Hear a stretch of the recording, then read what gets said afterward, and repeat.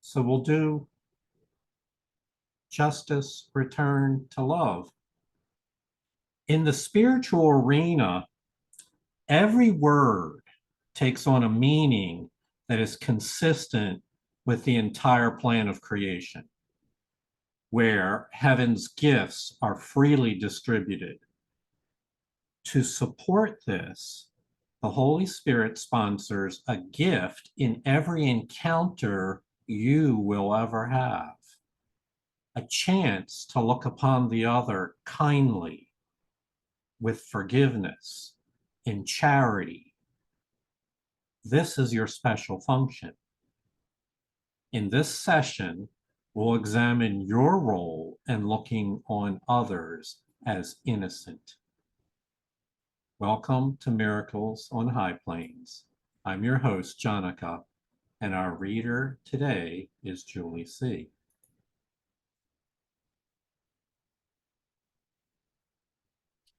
The Holy Spirit can use all that you give to him for your salvation, but he cannot use what you withhold, for he cannot take it from you without your willingness. For if he did, you would believe he wrested it from you against your will, and so you would not learn it is your will to be without it. You need not give it to him wholly willingly, for if you could, you had no need of him. But this he needs, that you prefer he take it than that you keep it for yourself alone, and recognize that what brings loss to no one, you would not know. This much is necessary to add to the idea that no one can lose for you to gain, and nothing more. So we need some context here. This could be difficult to understand without some context. So we're talking about your willingness to give from your heart and soul the things that the Holy Spirit would have you give. We'll get into the specifics of what that is in a moment. But it's about opening your heart and soul that you're a giver. Remember, the first lesson of the Holy Spirit is to have anything, give it all, to everyone. To have, give all to all. So it's about an attitude of giving, but there's a counter narrative to that the ego would have, that the ego would have you withhold what you have from others in the scarcity mentality that what little you have should not be given away or you will have less, all that view of lacking. And so the principle is that you have to be willing to give, for the Holy Spirit will not take it from you aggressively, won't wrest it from you. He would prefer that you gladly give it away. Now, we're being abstract, but we're going to talk where the context for this is in your relation with others, what you have to give them. And so we will get into the more specifics as we go on, but just realize there's this dynamic between giving your gifts and the ego's desire for you to keep them for yourself. And that dynamic is a very large thread that usually is unconscious. People don't fully recognize it, but it's the sense that depravity and starvation of mentality will have it that I have nothing to give. And so this is what needs to be overcome. This can also be looked at, I don't want to confuse you, but there's a second way this can be looked at, is giving the Holy Spirit the things that hold you back. which I've listed out here at the bottom as your grievances, your idols, your judgments, your control strategies, and it goes on. Those things that the ego has, that the ego holds on to, your willingness to give them over to the Holy Spirit, to let them go, so that these are the obstacles to the awareness of love's presence, to let them go so that the Holy Spirit can bring healing to our mind. We'll go on. Here is the only principle salvation needs, nor is it necessary that your faith in it be strong, unswerving, and without attack from all beliefs opposed to it. You have no fixed allegiance, but remember, salvation is not needed by the saved. You are not called upon to do what one divided still against himself would find impossible. Have little faith that wisdom could be found in such a state of mind. But be you thankful that only little faith is asked of you. What but a little faith remains to those who still believe in sin? What could they know of heaven and the justice of the saved? So we need to remember the opening line, here's the only principle salvation needs, was stated just a moment ago, the idea that no one can lose for you to gain. For if anyone is to gain, everyone must gain. There aren't going to be gainers and losers. That's the principle in which salvation needs, that you view giving out of abundance. At the same time, Holy Spirit recognizes we're not fully on board. We're not 100% of one mind about these matters. It says you have no fixed allegiance. And that, remember, salvation is not needed by those who are already saved. Salvation is needed by those who haven't made up their mind yet. All right, so Holy Spirit is glad to work with us as we are. That's what she's here for, is to work with those who recognize their need, and who are still divided still against ourselves. And so in that state, Holy Spirit only asks a little of you.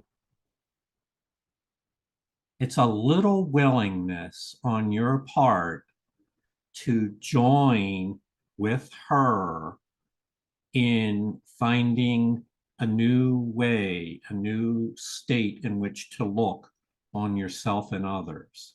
A little willingness. And I'll foreshadow what's to come. You really have to do it only with one person truly to have had the experience that can then be shared again and again and again.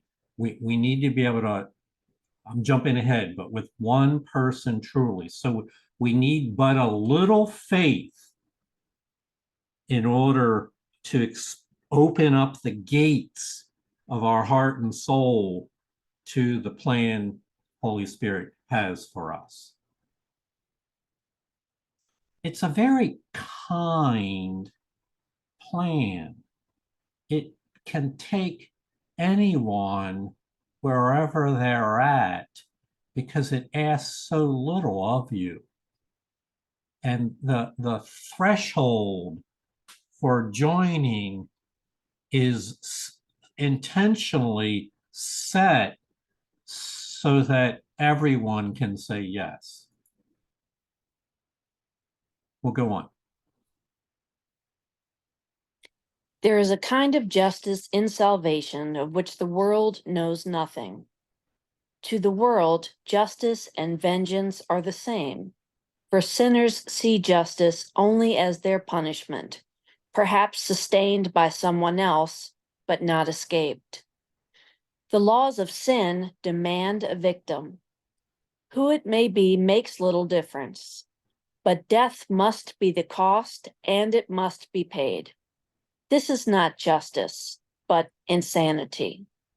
Yet how could justice be defined without insanity, where love means hate, and death is seen as victory and triumph over eternity and timelessness in life? You who know not of justice still can ask and learn the answer. Justice looks on all in the same way. It is not just that one should lack for what another has, for that is vengeance in whatever form it takes. Justice demands no sacrifice, for any sacrifice is made that sin may be preserved and kept. It is a payment offered for the cost of sin, but not the total cost. The rest is taken from another, to be laid beside your little payment, to atone for all that you would keep and not give up. So is the victim seen as partly you, with someone else by far the greater part. And in the total cost, the greater his, the less is yours. And justice, being blind, is satisfied by being paid. It matters not by whom. Mhm. So we have this concept here of justice that we need to pause and orient ourselves to. In a first order understanding of it could be contrasted with the idea of being the judge of others, of critical judge against others, deciding on where the guilt lies and what punishment is deserved by others. That would be the negative side of it. Contrasted by that would be the heavenly idea of justice, which everyone is treated equally. It's completely fair.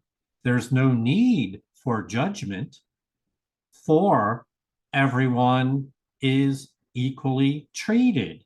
There's no need to, in one's mind, raise or lower anybody on the artificial value system of the ego, because its baseline is everyone is treated in the same way. This is just and fair. This would be the ideals.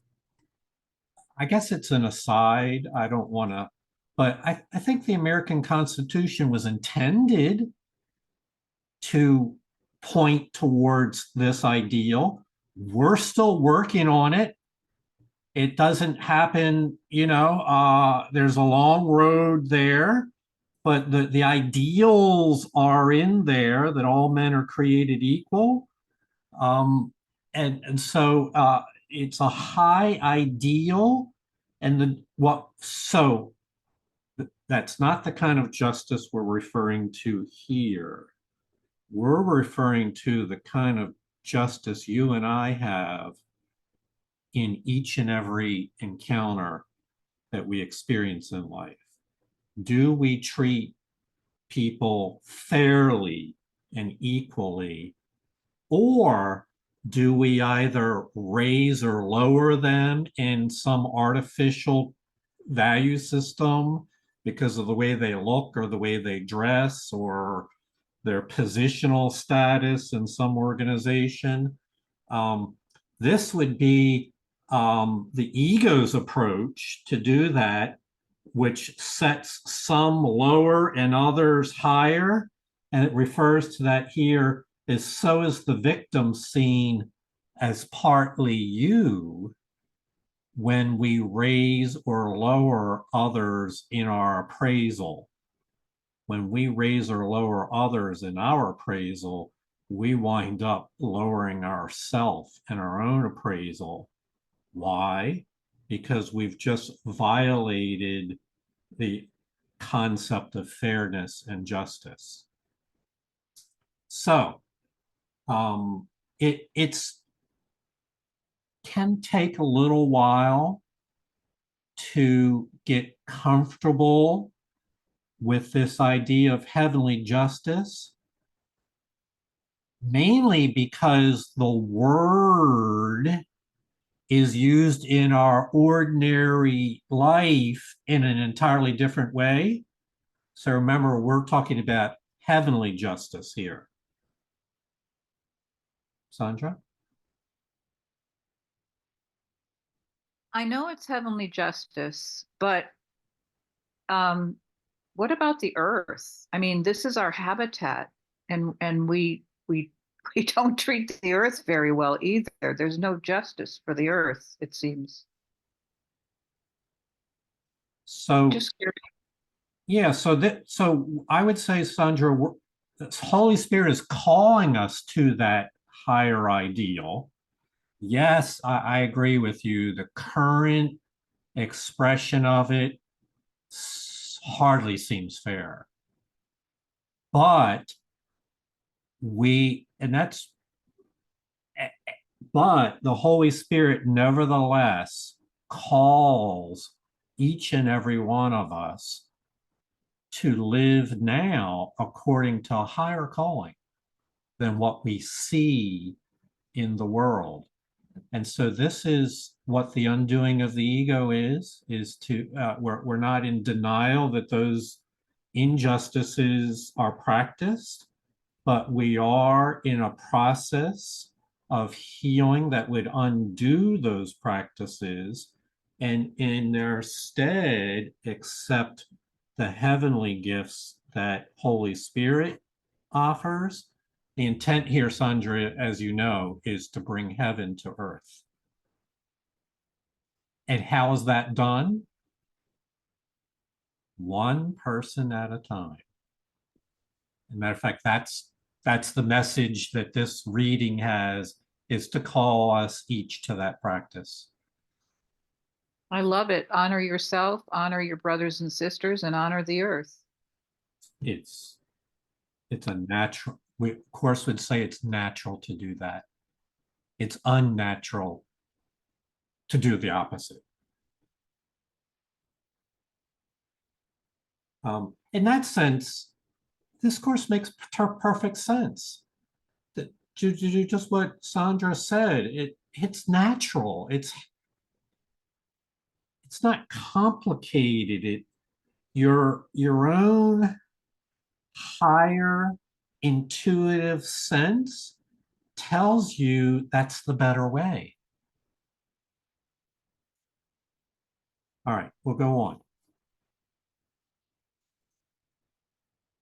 Can this be justice? God knows not of this, but justice does he know, and knows it well. For he is wholly fair to everyone. Vengeance is alien to God's mind because he knows of justice.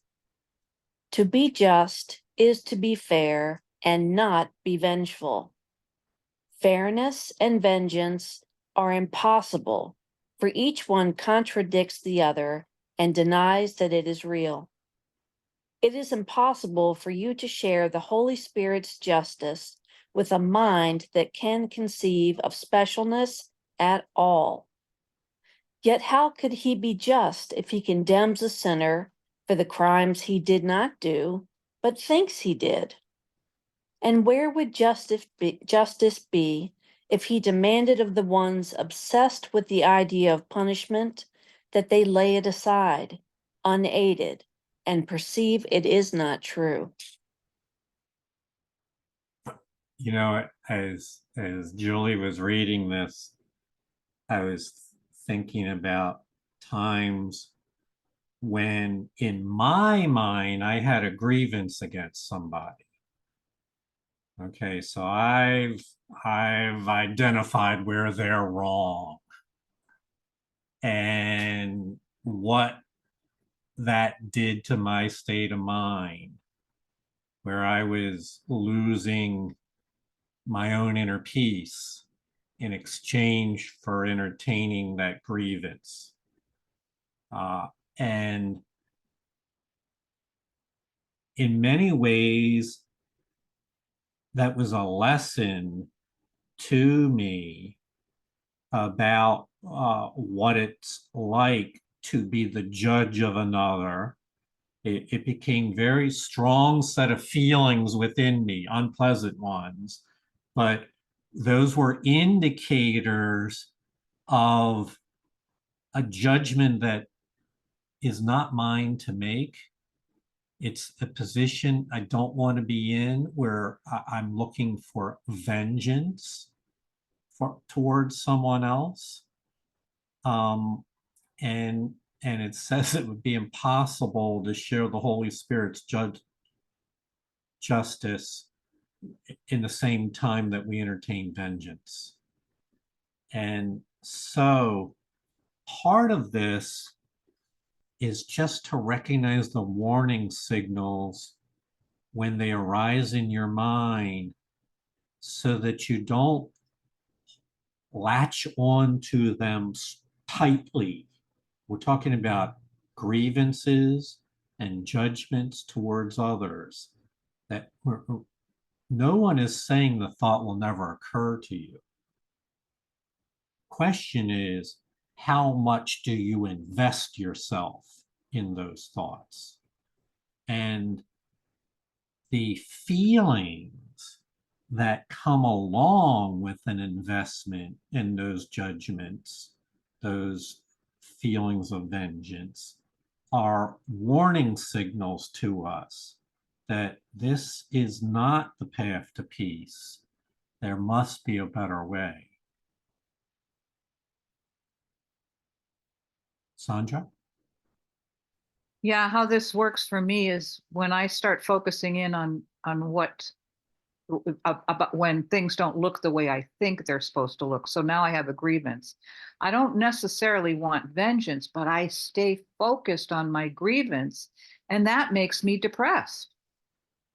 Instead of turning it over to my Holy Spirit, my higher mind, and then truly letting go, because it's one thing to say I let go, it's another thing to truly let go. Because if it's back in my mind again and I'm focusing in on it because I'm upset or they shouldn't have done it that way or how dare they or whatever, wherever my attention is, that's where my energy is going to go. So and if I put my attention on what's doesn't look the way I want it to look, then I just get more and more depressed and more into victim. And then I'm, you know, it's terrible. It's a terrible thing.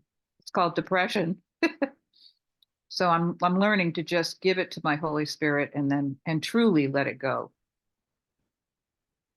Yeah, thank you, Sandra. It's a heavy toll that we pay. And the Course warns us about this. It says as we practice this program, we become increasingly less able to tolerate that discomfort that comes along from entertaining grievances.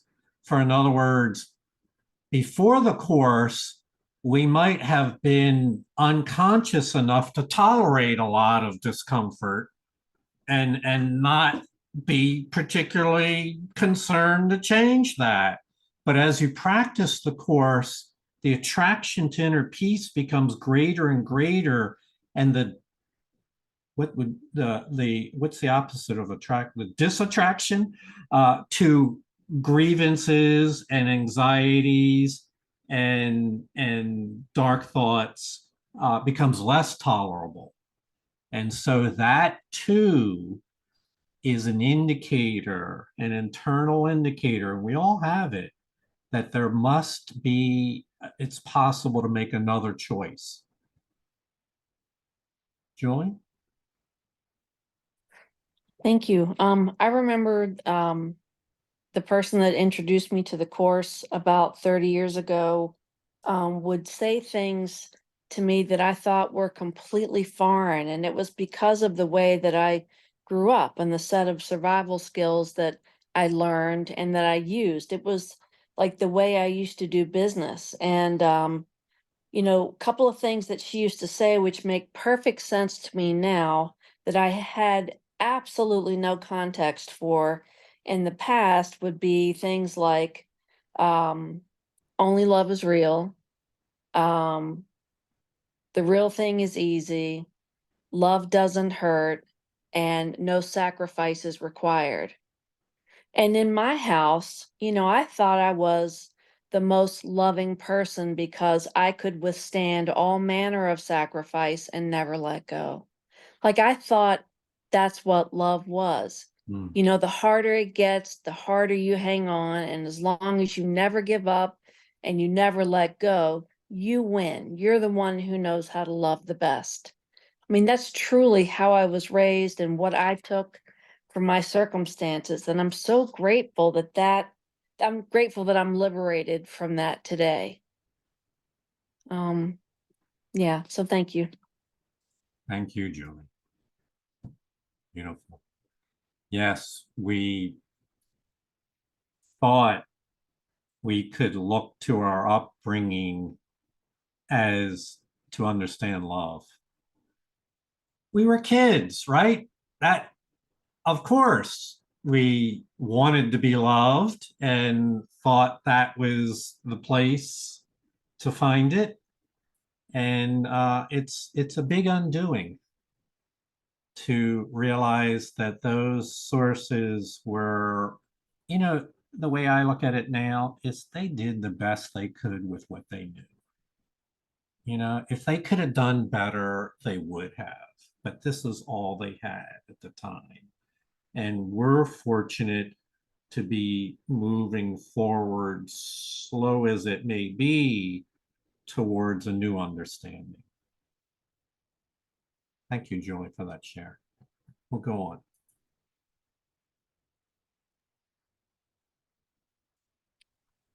It is extremely hard for those who still believe sin meaningful to understand the Holy Spirit's justice. They must believe he shares their own confusion and cannot avoid the vengeance that their own belief in justice must entail. And so they fear the Holy Spirit and perceive the wrath of God in him. Nor can they trust him not to strike them dead with lightning bolts, torn from the fires of heaven by God's own angry hand. They do believe that heaven is hell and are afraid of love. And deep suspicion and the chill of fear comes over them when they are told that they have never sinned. Their world depends on sin's stability, and they perceive the threat of what God knows as justice to be more destructive to themselves and to their world than vengeance, which they understand as love. So do they think the loss of sin is a curse, and flee the Holy Spirit as if he were a messenger from hell, sent from above, in treachery and guile, to work God's vengeance on them in the guise of a deliverer and friend. What could he be to them except a devil, dressed to deceive within an angel's cloak? And what escape has he for them except a door to hell that seems to look like heaven's gate? Wow. So there's a lot in here about the fear of God. And I think everyone is familiar with the general characterization. It's kind of a cartoon characterization of you do some wrong and God sends a lightning bolt down to strike you. It's a fearful image of being attacked for making a mistake. And so the fear of God is actually discussed a great deal in the Course. Fundamentally, it's the process of having your own inner fears that are then projected outward onto your concept of God. And then to your own mind, that fear seems very real, even though the basis for it had nothing to do with God at all. It has to do with the place in which you directed your inner fears. And so that has to be dealt with. It's a very big obstacle to peace It's one of the 4 obstacles to peace that are discussed in chapter 19 of the textbook. It's a inner healing. It's not an intellectual thing. It's not enough to say God is love and treats everybody fairly and everything. It requires rewiring inside in the deep planes of your unconscious mind, requires the undoing of all the fears which have been stored there, because any fear stored in your own mind will ultimately be projected outward and be projected on the God. So, for that reason, it's extremely hard for those who still believe in sin to understand the Holy Spirit's justice. In their own confusion, they fear the Holy Spirit and perceive the wrath of God in the Holy Spirit. This is psychologically a principle that all of our nightmares, our shadows, our unprocessed anger and hurts get projected out, and our mind then believes those projections to be true.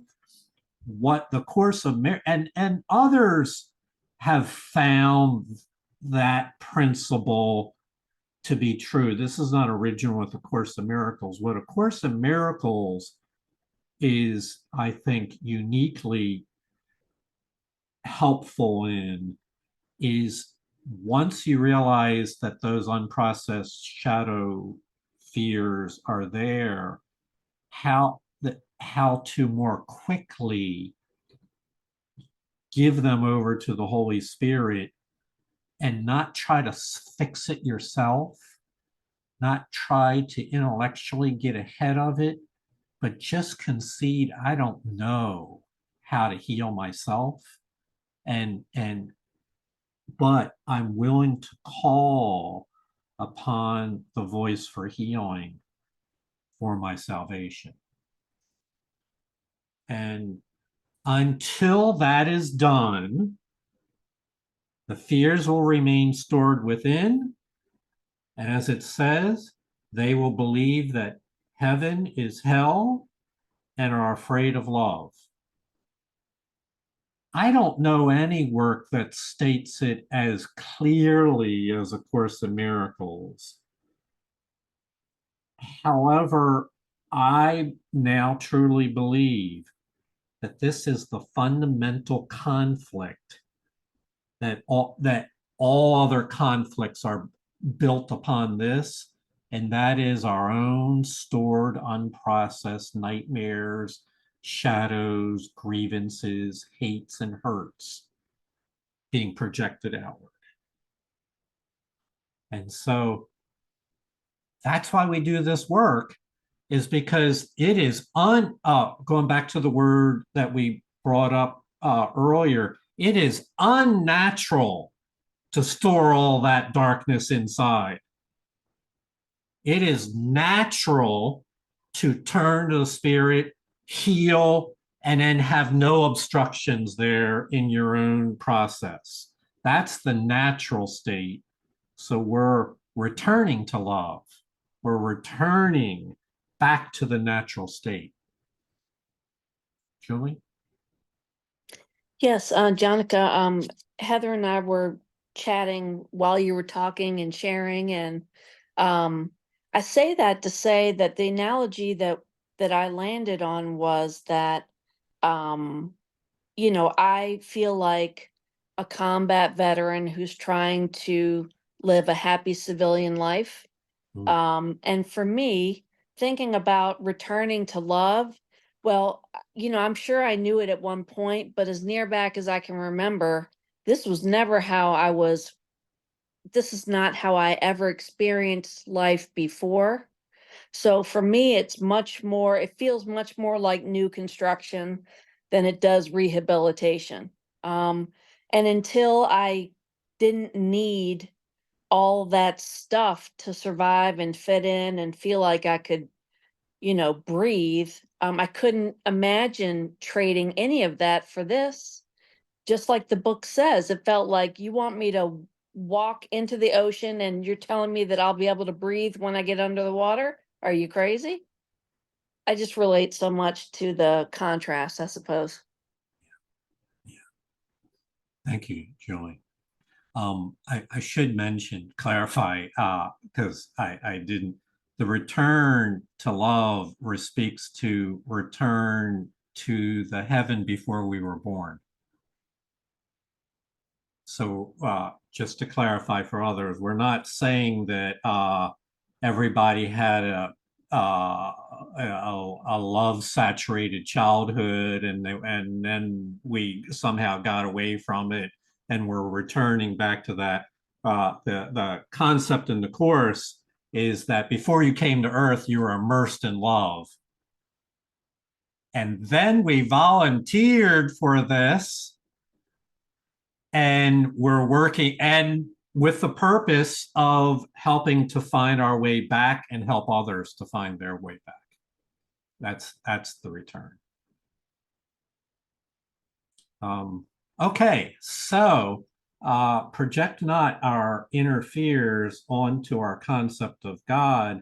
More to be said about that. Again, I'm planning in the spring of next year to do a series specifically on fear, freedom from fear in all the forms in which it's expressed: fear of one's death, fear of God, fear of others, unfounded, illusory fears, all of that. So, and all of that, why? Because all of that is foundational to A Course in Miracles.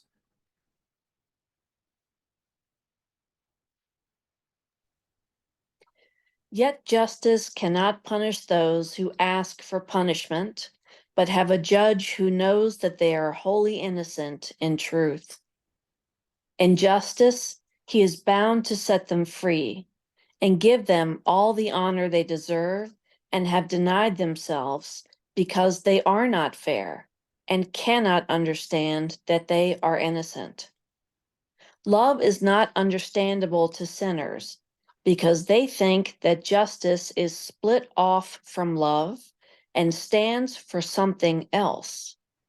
And thus is love perceived as weak and vengeance strong. For love has lost when judgment left its side and is too weak to save from punishment. But vengeance without love has gained in strength by being separate and apart from love. And what but vengeance now can help and save, while love stands feebly by with the helpless hands, bereft of justice and vitality, and powerless to save. So we've seen it before. In the laws of the ego, the principles of creation are flipped upside down. God becomes fearful, and love is perceived as weak, and vengeance as strong. I'm sure you can think of examples where that shows up in our world, where vengeance is where the power supposedly lies, but love is perceived as for weaklings. Yeah, and I don't want to make comments on the chaos in our world, but I think our world well illustrates these ideas. And why? Principle with Course in Miracles is because it's all flipped upside down. What's up is down and what's down is up. This is why we love to fear and we fear to love. It's upside down.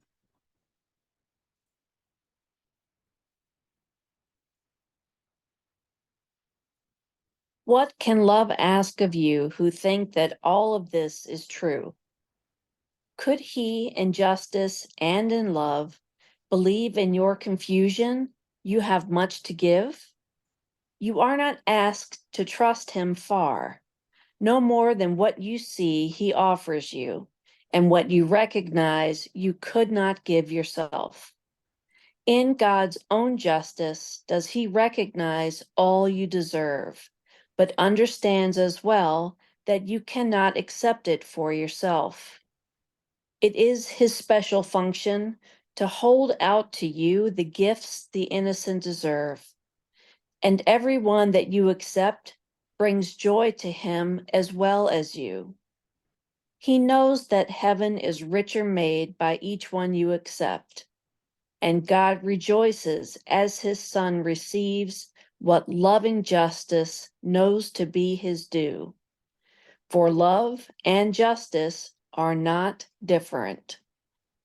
Because they are the same, does mercy stand at God's right hand and gives the Son of God the power to forgive himself of sin. Mhm. So I really believe that while you might not understand everything we read today, I know that I don't fully grasp it all, that there are a set of ideas right here in this paragraph that are enough.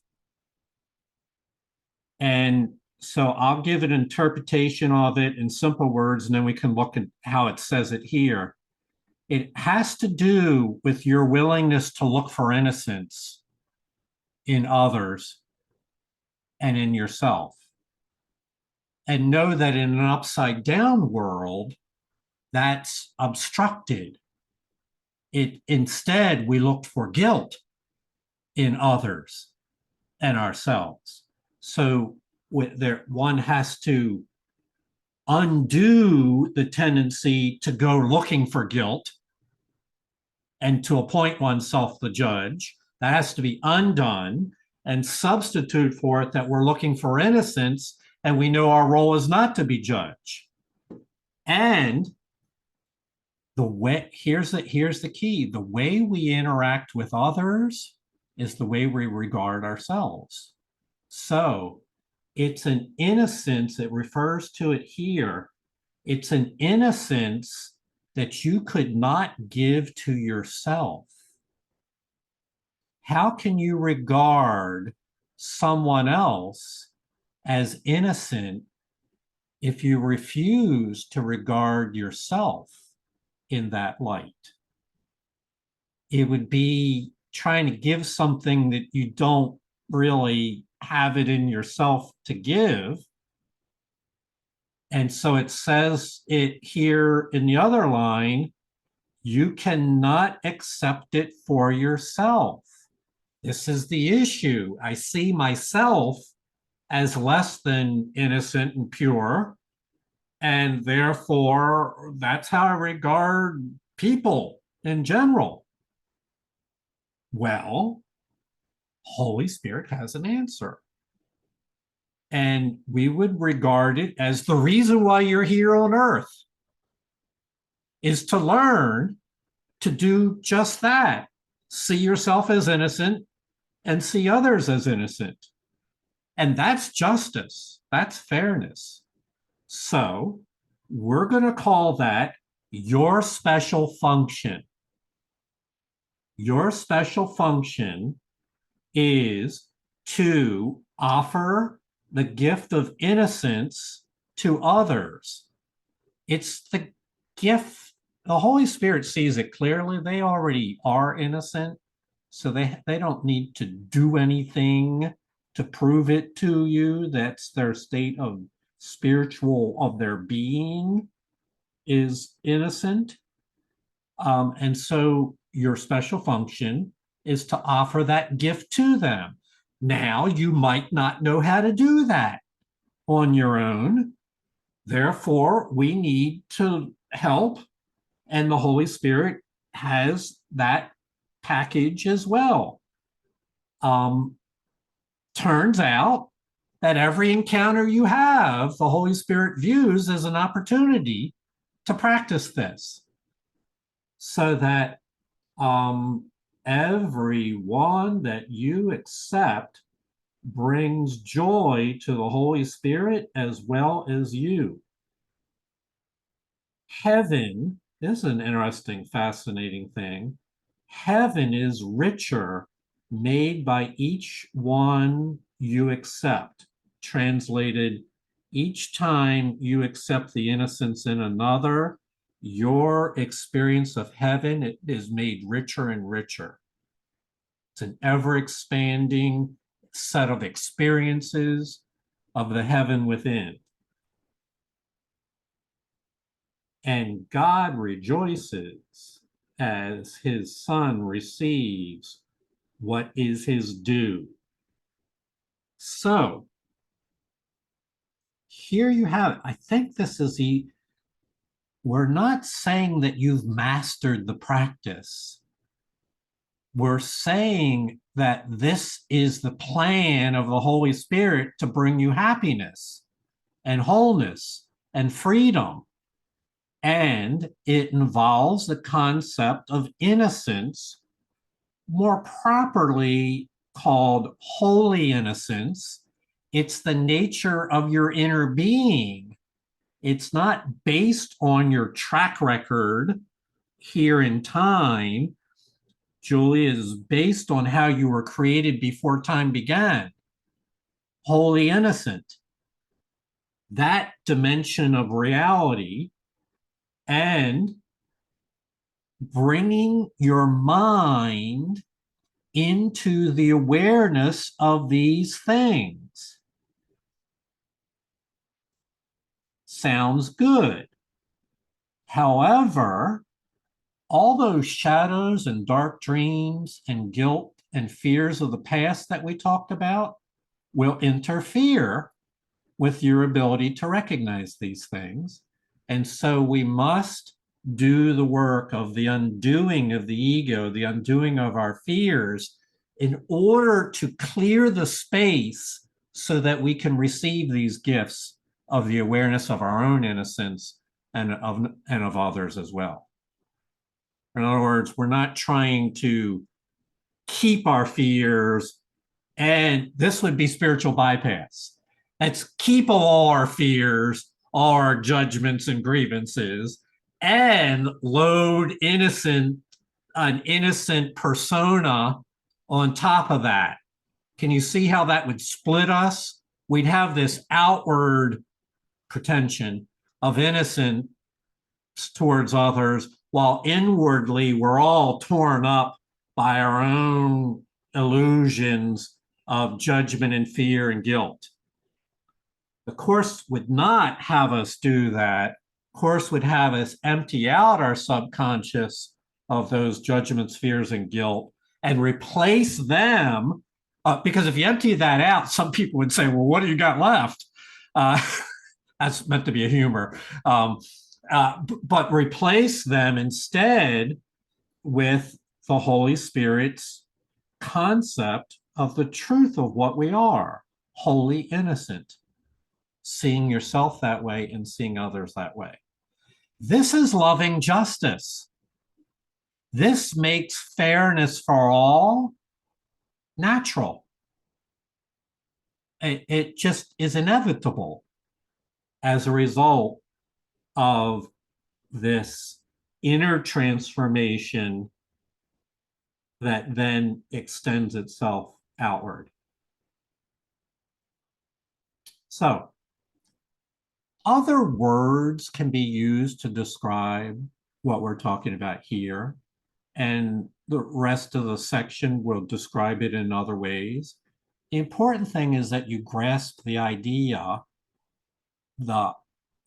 it's a gift from Holy Spirit. It's a promise. It's her plan of salvation. And while none of us have mastered all that, all we need to support us is given to us. Remember, we read right in the beginning that you're only asked for a little willingness. You're only asked to do she recognizes that we struggle with these things, And so she's only asking for us to make a gesture, a nod in that direction, and she will complement our little willingness with her mighty willingness.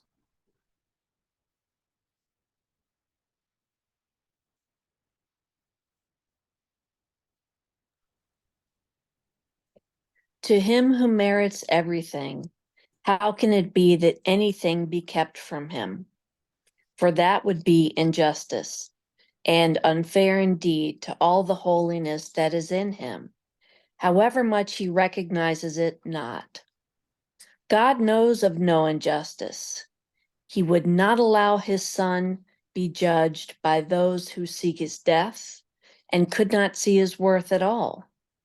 What honest witnesses could they call forth to speak on his behalf? And who would come to plead for him and not against his life?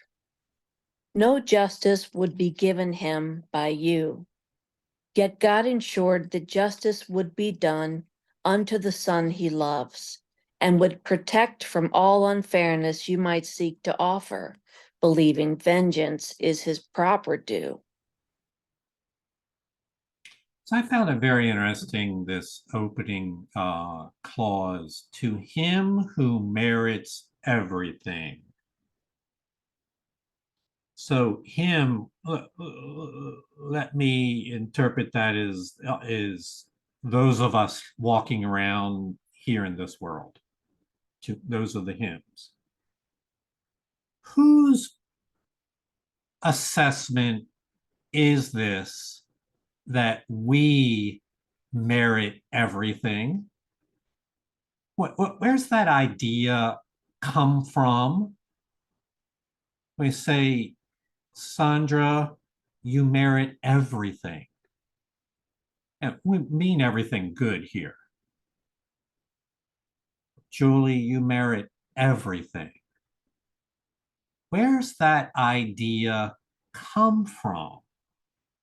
And this is actually an exercise in perspective shifting, because the course is doing this constantly and is inviting us to learn to shift our perspective out of our ego consciousness and into other awarenesses. Sandra? Yeah, that comes from the truth of who I am and how I was created. I'm not a body. All this mess is because I've identified with being a body. And when I let go of that identity, then then I can't.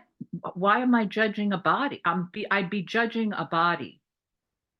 And because we're all spirit, every being on this planet is a spirit, and they're all in school just like I am. And we're just all on, we're not on this, we're not in the same grade. That's all. We're on different levels. All right, thank you. So Sandra says it comes from the truth. Where's that come from? The creator. Ultimately, the creator. Absolutely. Now, maybe the message gets passed on through intermediaries such as the Holy Spirit. Doesn't really matter. The important thing is that we recognize where it originated. The creator says that we merit everything, and therefore nothing should be kept from us. This is repeated. Now, by the way, that's really hard to see in our time-space framework.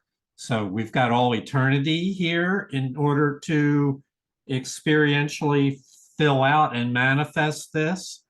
But the creator places no limits upon our ability to grow and expand, so that it's unlimited possibilities. I want to go on.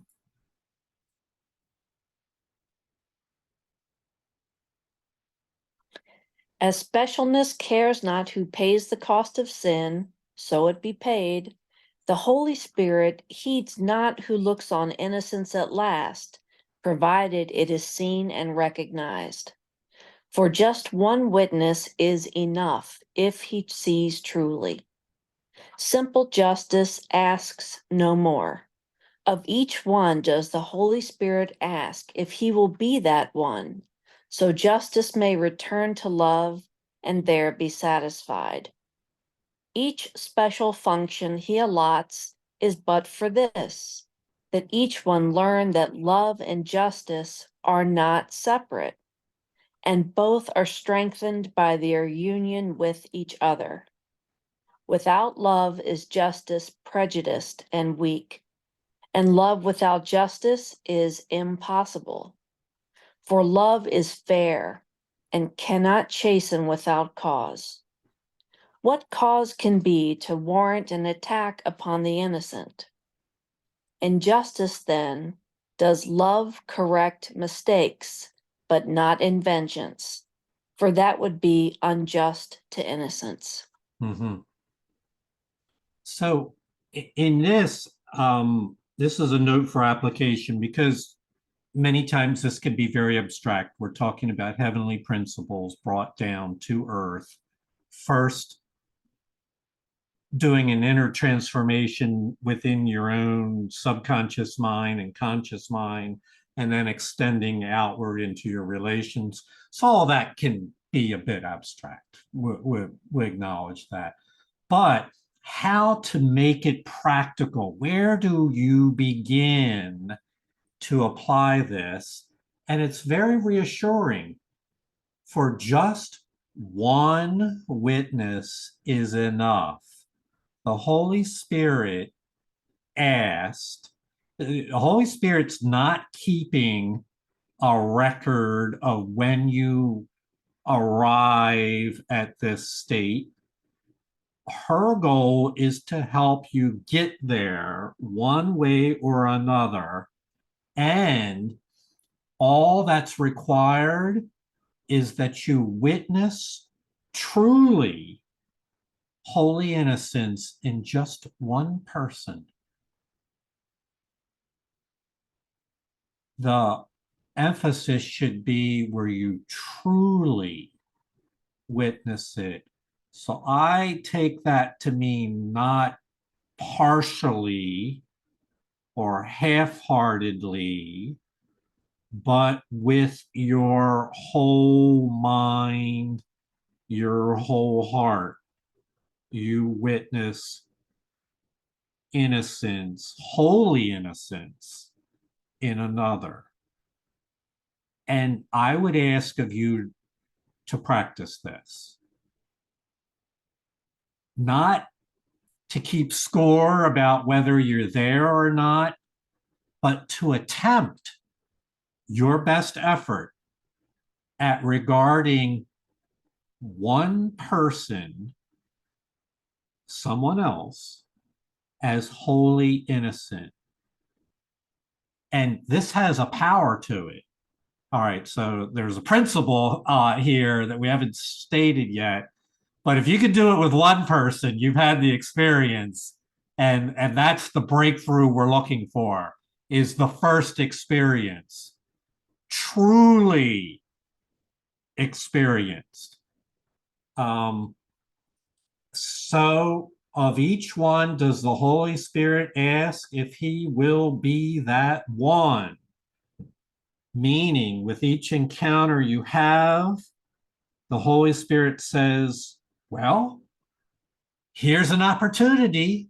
Will this be the one with whom you regard them as innocent? And if you've already done this before, making allowance that some may have already done this before, well, then the next one, this is the next one. Because this is not to be limited to one, but it has to begin with one. And thus do we learn to love another for what they truly are. And this is how we learn to be fair. This is heavenly justice. that you recognize another for who they are as God created them. It's just fairness. I recognize you, that you are as God created you. And in that process, your heart and soul will open to that person in a way that will bring healing to you.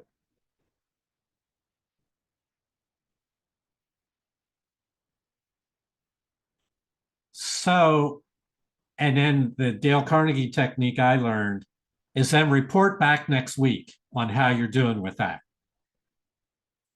For the expectation that you would recall for others what your experience was like puts an obligation on your part.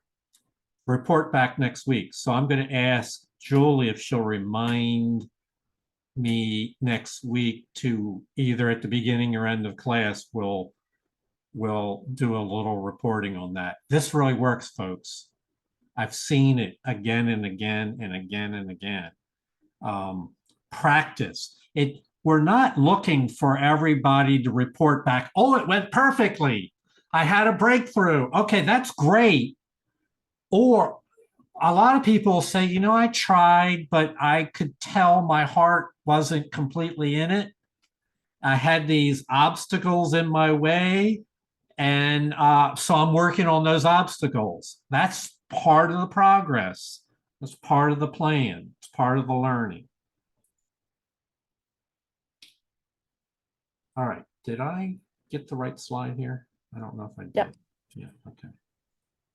You can be perfect witness to the power and love and justice if you understand it is impossible the Son of God could merit vengeance.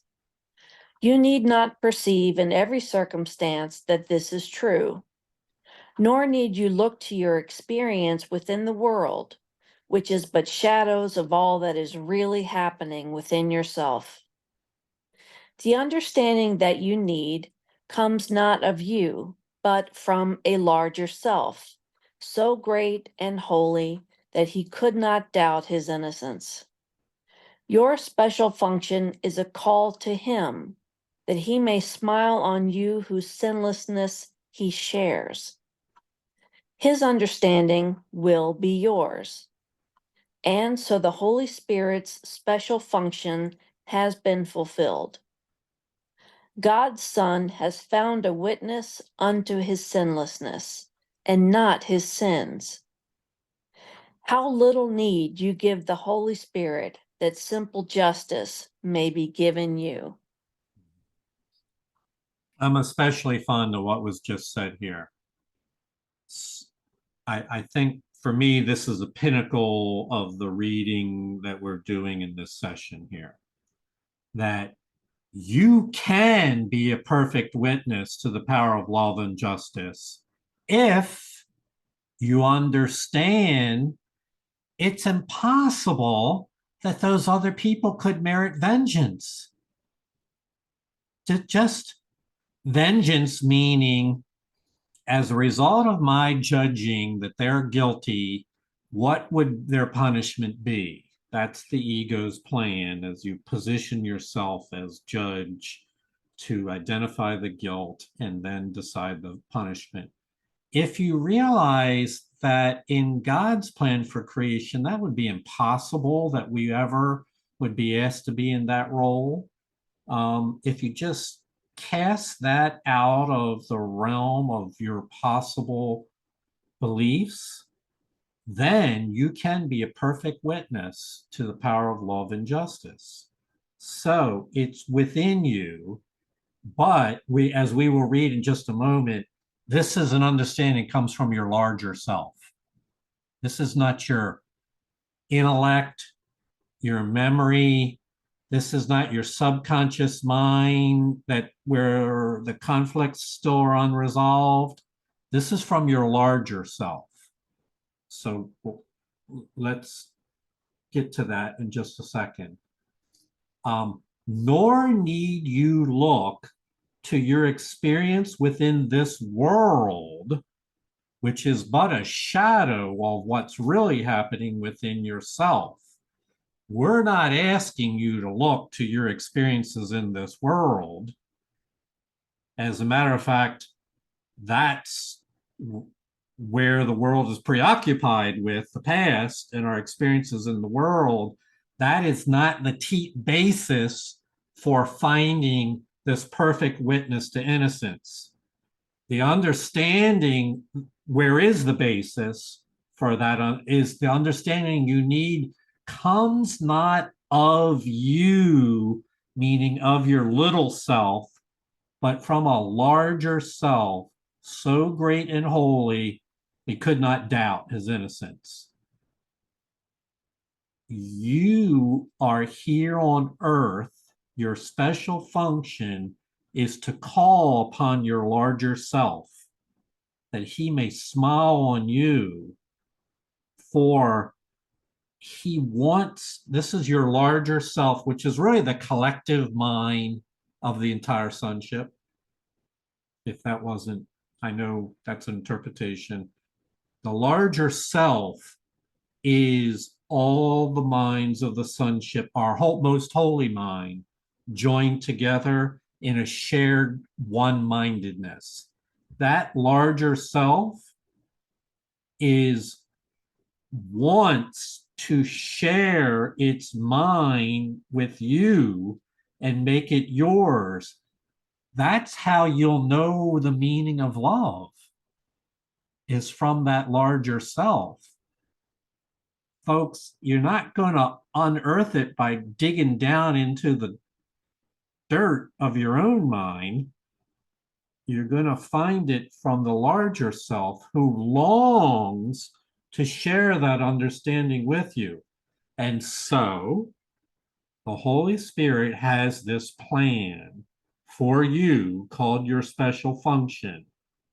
And it will be fulfilled when you access this larger self,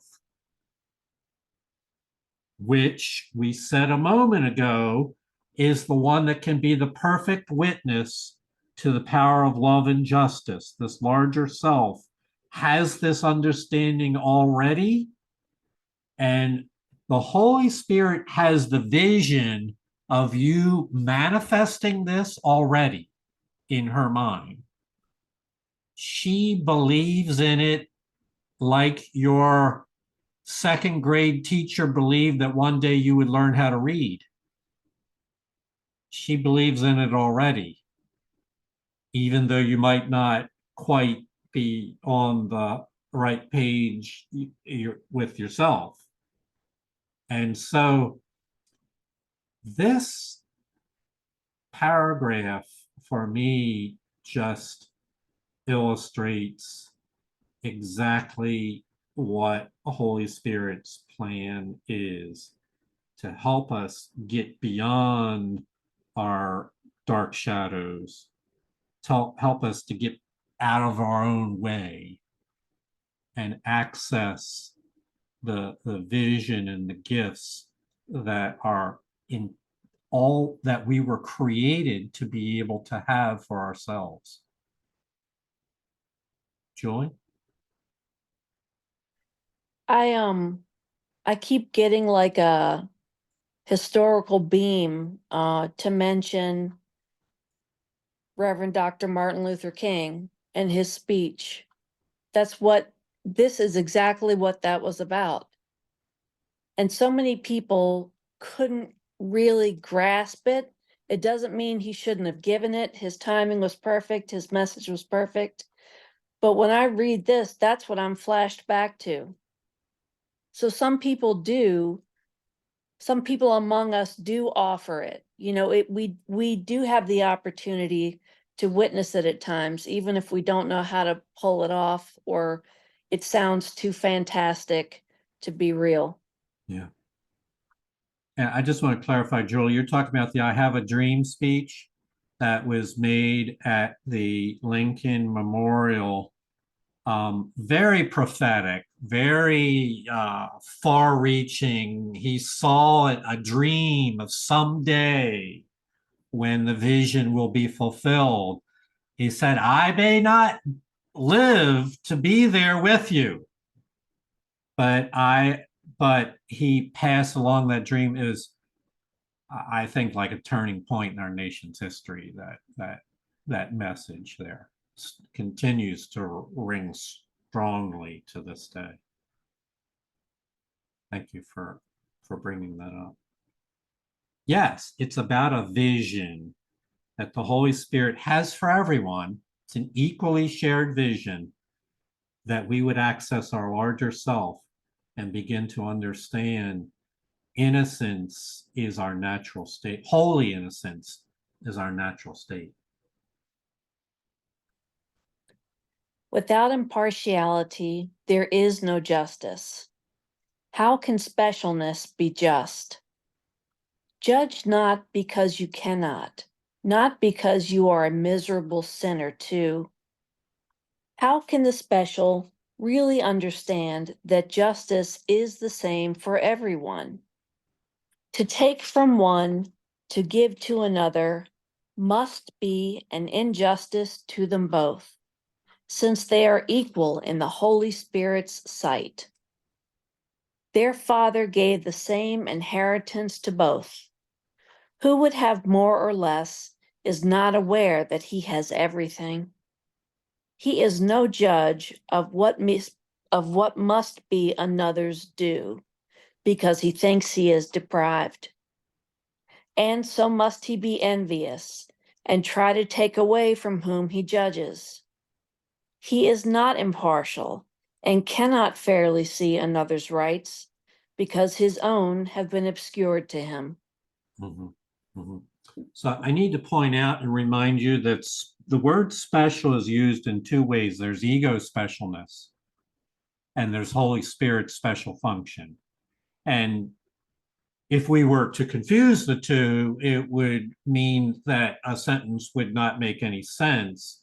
So they're referring to ego specialness here when it says, how can the ego special really understand that justice is the same for everyone? Well, they can't. And so we're talking about the state of either ego inflation or ego deflation. It matters not what direction it goes. It just means I'm different than everybody else. And how can they understand that justice is the same for everyone? Well, the two are incompatible with one another. Either we are all equal and justice is fair for everyone, or else there are some exceptions who are special. But we can't. And what the ego would have us to do is try to entertain both of these conflicting thoughts in our mind and thus remain internally conflicted. This is what it means to be half-hearted or of a split mind. I'm half believing in this and half believing in that. The Course teaches that's the essential inner conflict for which this Course is intended to help us overcome. The natural state is a mind that is at inner peace within itself, that is integrated and whole and at one with itself, and therefore naturally able to be at one with others. So specialness is used here in the ego sense, where the ego believes to take from one is to give to another. It's the winners and losers, the givers and the takers. This is the opposite of Holy Spirit's lessons to have give all to all, for all are equally created by God.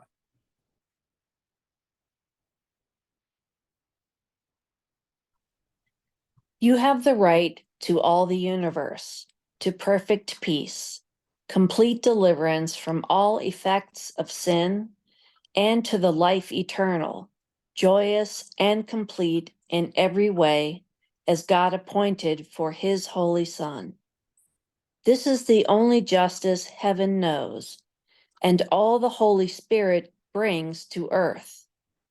Your special function shows you nothing else but perfect justice can prevail for you. And you are safe from vengeance in all forms. The world deceives, but it cannot replace God's justice with a version of its own.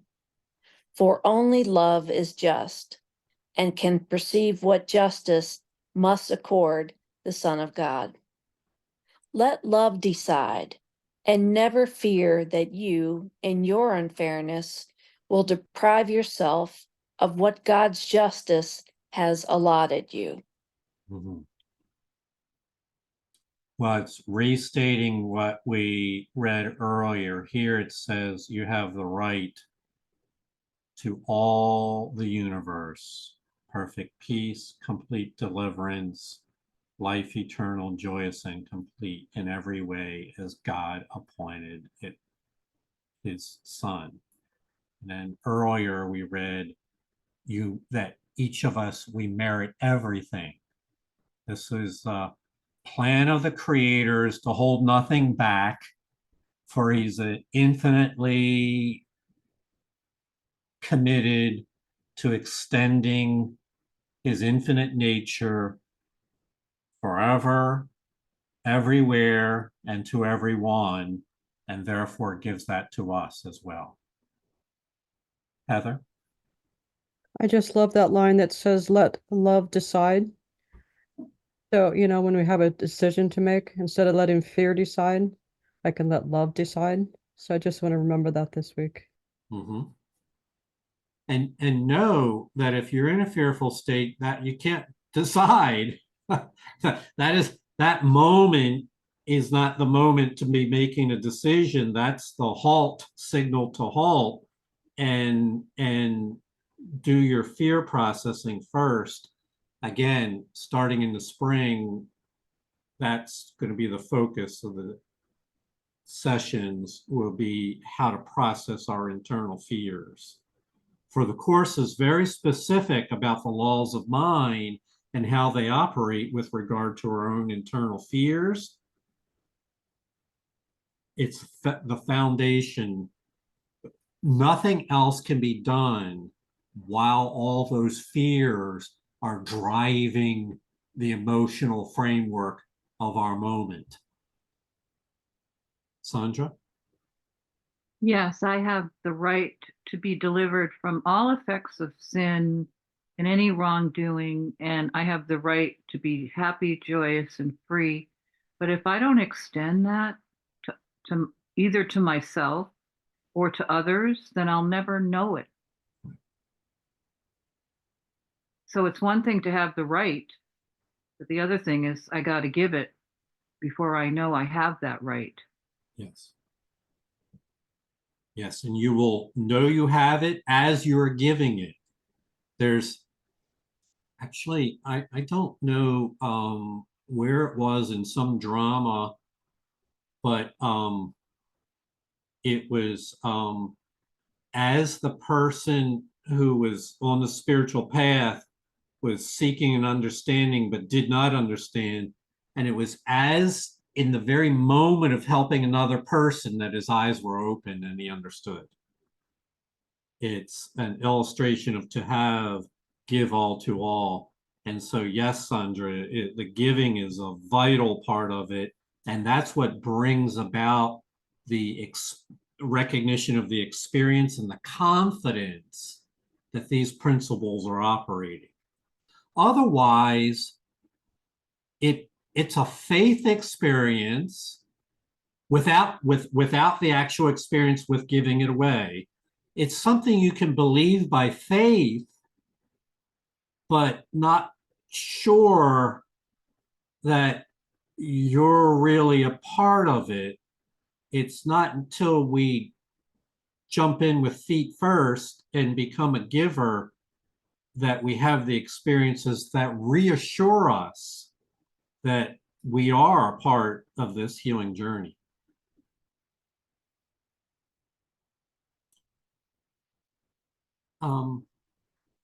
That's as far as our reading takes us today.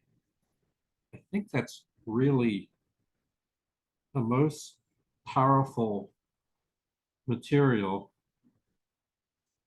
I'm grateful that we get together like this, for this helps me a lot to understand.